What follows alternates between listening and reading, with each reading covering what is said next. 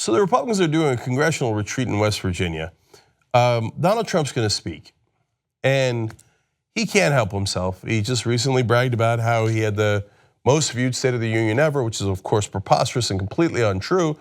But here he's going to go even further over the top in referencing a supposed Orrin Hatch quote. Listen. Thanks, Senator Finance Chairman, and a very spectacular man, Orrin Hatch.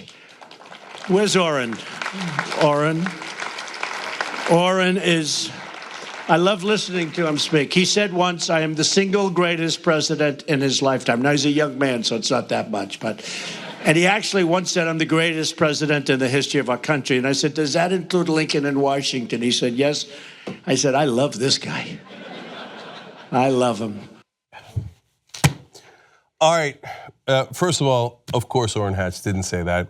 So he had to clarify his spokesperson putting out a statement. Per Hatch, spokesperson Ben Jacobs says, Hatch has said that Trump can be the greatest president ever, but has never said is the greatest president ever.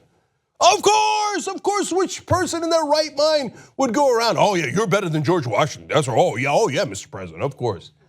Now, look, I keep beseeching Republican voters and Trump voters, and I know that they're a brick wall and you can't really talk to them and they don't care about logic or reason or facts.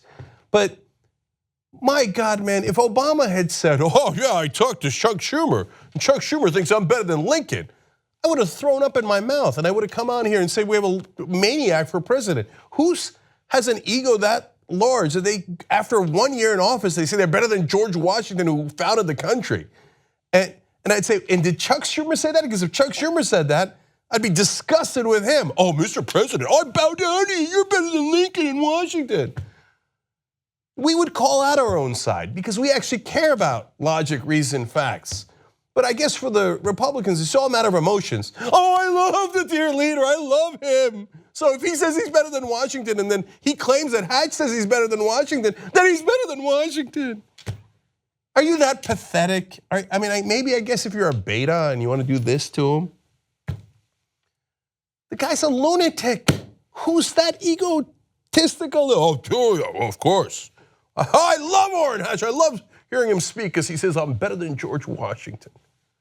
We got a lunatic in the White House. Okay. And then listen to how he actually makes decisions about policy.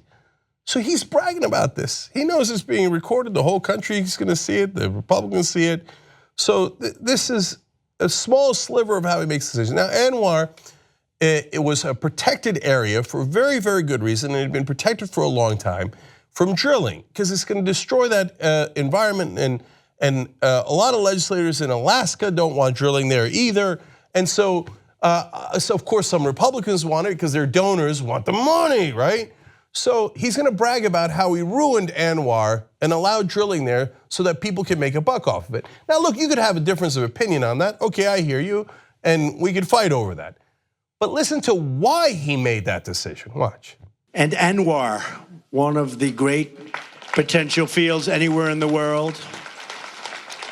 And I never appreciated Anwar so much. A friend of mine called up who's in that world and in that business, said, is it true that you're thinking about Anwar? I said, yeah, I think we're going to get it. But, he said, are you kidding? That's the biggest thing by itself. He said, Ronald Reagan and every president has wanted to get Anwar approved. And after that, I said, oh, make sure that's in the bill. It was amazing how that had an impact. That had a very big impact on me, Paul. I really didn't care about it. And then when I heard that everybody wanted it for 40 years, they've been trying to get it approved, I said, make sure you don't lose Anwar. But it's great for the people of Alaska. So here's the president admitting, I knew nothing about that topic. If you don't know anything about Anwar, that's okay, you're not the president, you have a different job. But I didn't know anything about this thing that I got approved. And then a friend of mine who's in that business, so who has a financial interest in this, called me up and said, oh yeah, even Reagan couldn't get it. It would be the biggest thing, Donald, if you got it. Oh, all right, then put it in the bill. Then I said, all right, I'm going to get it even when Reagan couldn't do it.